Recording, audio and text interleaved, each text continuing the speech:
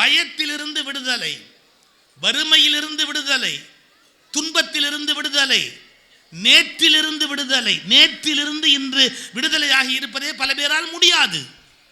இன்னும் பல பேர் பிணங்களைப் போல் நேற்றை பற்றிய சுமைகளையே மனதில் வைத்துக் கொண்டு கவலைப்பட்டு கொண்டிருப்பார்கள்.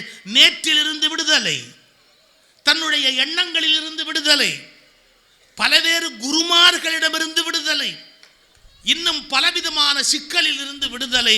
இப்ப விடுதலை என்பது ஒற்றை வார்த்தை அல்ல, அது வாழ்க்கை முழுதும் நிரந்தரமாக நடந்து கொண்டே இருக்கிற ஒரு போர்.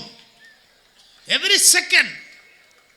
சில பேருக்கு மனைவியிடமிருந்து விடுதலையே பெரிய கஷ்டம், நண்பனிடமிருந்து விடுதலைங்கிறது பெரிய கஷ்டம், தன்னுடைய முதலாளிகிட்டேருந்து விடுதலைங்கிறது பெரிய கஷ்டம்.